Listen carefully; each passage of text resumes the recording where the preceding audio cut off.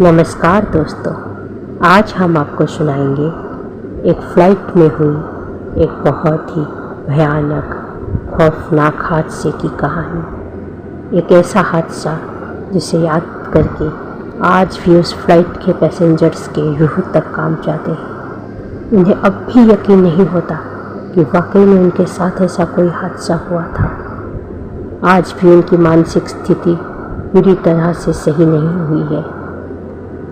तो दोस्तों, ये कहानी है फ़्लाइट नंबर 13 की। एक छोटी सी फ़्लाइट जो एक शहर से दूसरे शहर के लिए एक रविवार की शाम उड़ान भरने वाली थी। फ़्लाइट में कुल मिला के 30 पैसेंजर, 5 क्रू मेंबर्स और 2 पायलट्स थे। बाकी पैसेंजर्स के साथ उस फ्लाइट में सफ़र कर रहे थे एक बहुत ही बड़े साइंस इंस्टीट्यूट के 4 स्टूडेंट्स, जो अपने प्रोजेक्ट्स के लिए उस शहर से एक दूसरे शहर को सफ़र कर रहे थे। उनके नाम थे मधु, पूजा, राकेश और नीतीश। चारों बहुत अच्छे दोस्त भी थे और इतने बड़े प्रोजेक्ट को प्रेजेंट करने के लिए, क्योंकि उन्हें इंस्टीट्यूट की तरफ से चुना गया था, वो बहुत ही खुश थे और अपने आप में बहुत प्राउड भी फील कर रहे थे। मगर उनमें से एक जो दोस्त थी पूजा, वो काफ़ी घबराई हुई थी। उसे फ्लाइट में सफ़र करने से डर लगता था, क्योंकि वो हमेशा अपने दोस्तों को बोलती रहती थी कि उसे कुछ दिनों से एक अजीब सी ख्वाब नज़र आती है, धुंधली धुंधली सी, जिसमें वो देखती है कि वो सब एक फ्लाइट में सफ़र कर रहे होते हैं और उनकी मौत हो जाती है।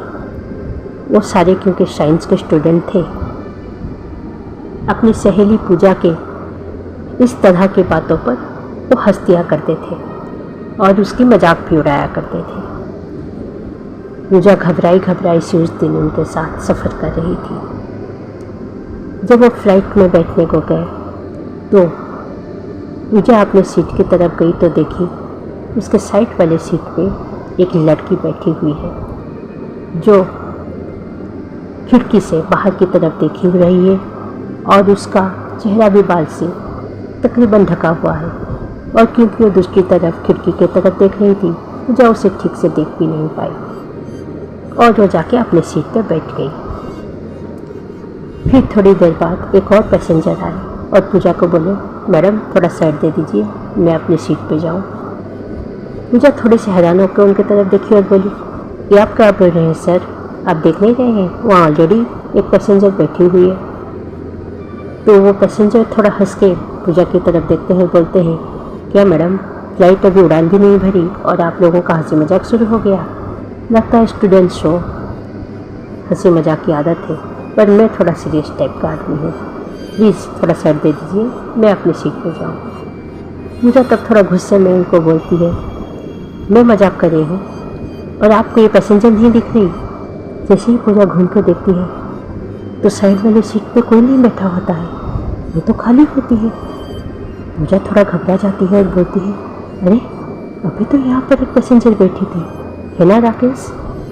तो राकेश हंस के बोलता है, पूजा मजाक छोड़ो यार, तुम थोड़ी सी नर्वस हो, क्योंकि तुम्हें फ्लाइट में बैठने से थोड़ा डर लगता है और अजीब अजीब ख्याल से भी आते हैं। मगर फ्लाइट में कोई नहीं बैठा था, मतलब कि तुम्हारे बगल वाले सीट पे कोई नहीं बैठा था, वो तो खाली थी। ये साहब को उनकी सीट दे दो। फिर पूजा चुपचाप साइड होकर उनको सीट दे देती है, फिर उसके मन में एक डर पूरी तरह से बैठ चुका होता है। फ्लाइट उड़ान भरती है। कुछ दूर जाने के बाद राकेश को अचानक से उसके पेट में कुछ गड़बड़ नज़र आता है और वो वॉशरूम चला जाता है।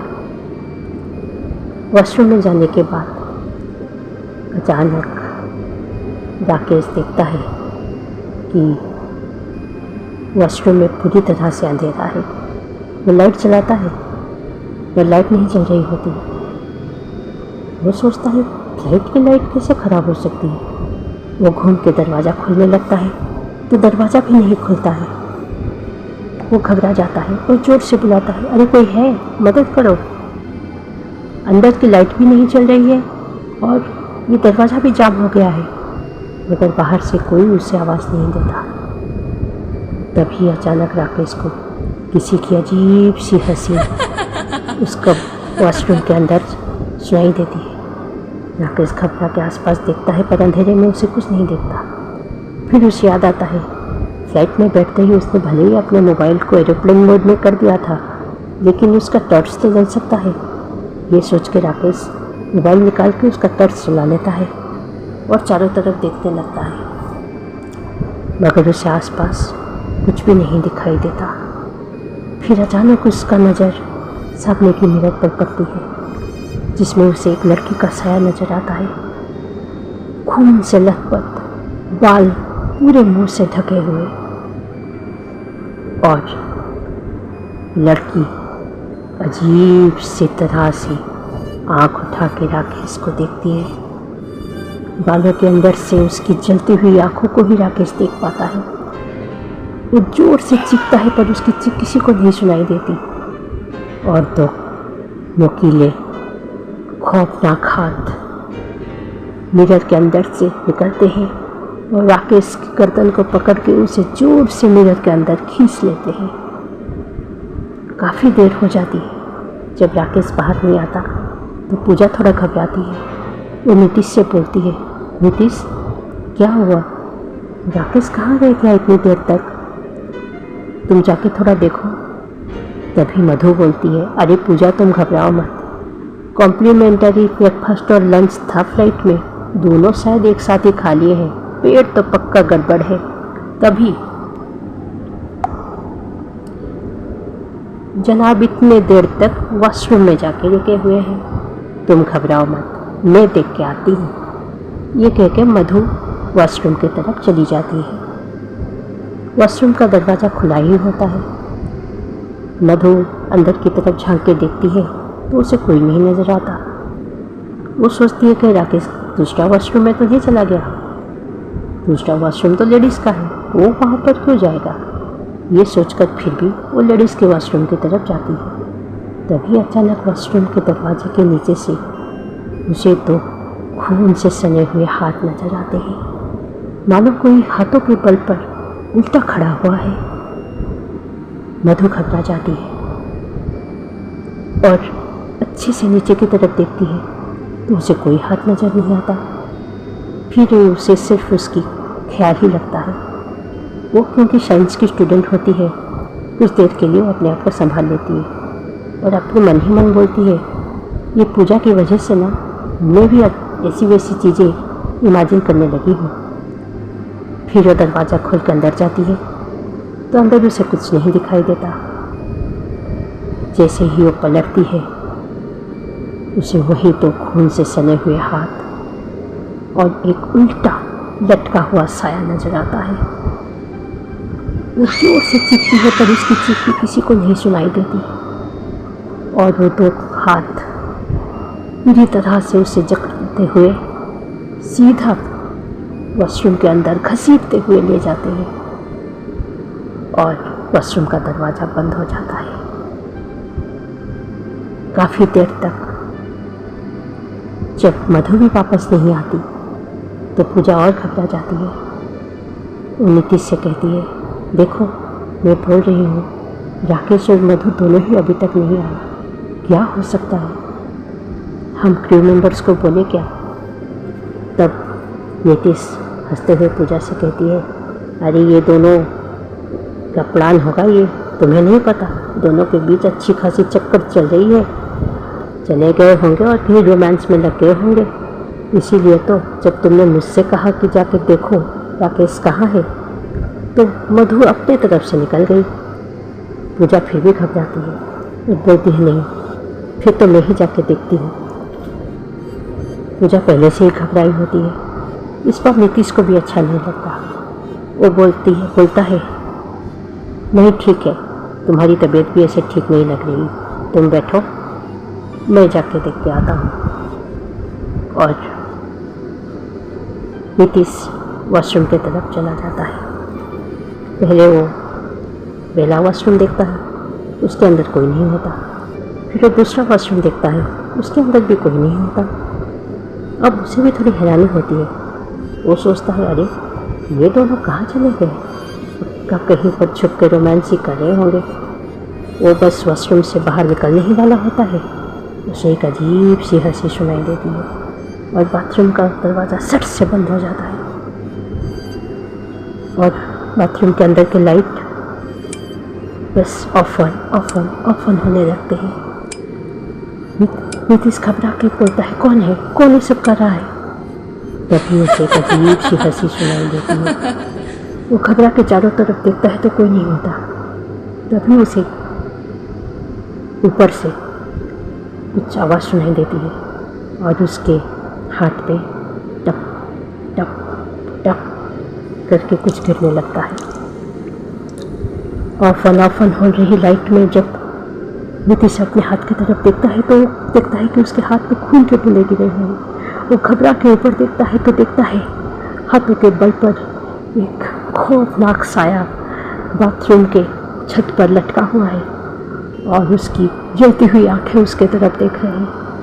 नीतीश जोर से चीखता है पर इस बार भी उसकी चीख किसी को नहीं सुनाई देती और खौफनाक साया अपना लंबा हाथ बढ़ा के नीतीश को अपनी तरफ जोर से खींच लेता है और अपने बाकी तीनों दोस्तों की तरह नीतीश भी पूरी तरह से गायब हो जाता है। जब नीतीश, राकेश और मधु कोई भी बाहर नहीं आता, पूजा पूरी तरह से घबरा जाती है और उसके पास बैठे अजीब से पैसेंजर्स जो पूरी तरह से चुपचाप है उन्हें बोलती है सर मुझे काफ़ी डर लग रहा है, पता नहीं क्यों मेरे कोई भी दोस्त जो वॉशरूम में गए फिर वापस ही नहीं आए। वो आदमी थोड़ा बिगड़ के बोलता है तो मैं क्या करूं, तुम्हारे दोस्त हैं, तुम खुद ही जाके देख लो, शुरू से तुम लोगों की नौटंकी देख रहा हूँ और सुन रहा हूँ मैं, मुझे बोर मत करो।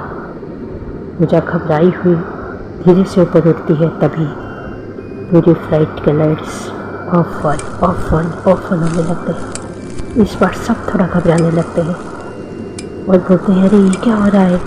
सारे क्रू मेंबर्स भी वहाँ पर अचानक से आ जाते हैं और सब हैरान होकर बोलते हैं अरे फ्लाइट को क्या हो गया, कहीं कोई हादसा तो नहीं होने वाला है। तभी सारे पैसेंजर्स घबरा के चीखने और चिल्लाने लगते हैं क्या हो रहा है, क्या हो रहा है। क्रू मेंबर्स उनको रिक्वेस्ट करने लगते हैं अपना अपना सीट बेल्ट बांध लीजिए प्लीज़, घबराइए मत, हम लोग देख रहे हैं क्या हो रहा है, जबकि वो खुद भी घबराए हुए होते हैं। तभी अचानक से सबकी नज़र एक जगह पर ठहर जाती है क्योंकि फ्लाइट के बीचों बीच एक खौफनाक साया खून से लथपथ जिसका पूरा चेहरा बालों से ढका हुआ है आके खड़ा हो जाता है। सारे पैसेंजर्स उसी तरफ हैरानी से देख रहे होते हैं, किसी को अपनी आंखों पर विश्वास नहीं होता। तब पूजा जोर से चीखती है और बोलती है कौन हो तुम, कौन हो तुम और मेरे दोस्त कहाँ हैं। तो वो साया बोलती है पहचाना नहीं मुझे, तुम्हारे सारे दोस्त वही हैं जहाँ तुम भी जाने वाली हो पूजा। पूजा बोलती है कौन हो तुम, कौन हो तुम, बताओ मुझे, कितने दिनों से धुंधले से मैं तुम्हारा ही ख्वाब देख रही हूँ, क्यों इस तरह से मेरा पीछा कर रहे हो, क्यों मुझे इस तरह से डरा रही हो।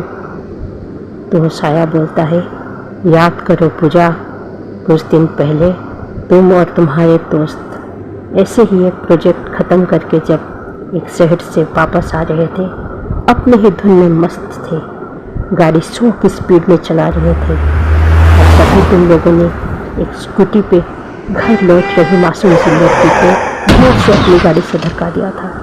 बेचारी लड़की हाईवे पर गिरी हुई खून से लथपथ तुम लोगों से मदद की भीख मांग रही थी, मगर तुम लोगों ने उसकी कोई मदद नहीं की और वहाँ से चले गए और तड़प तड़प कर वो लड़की वहीं पर मर गई। मैं वही लड़की हूँ।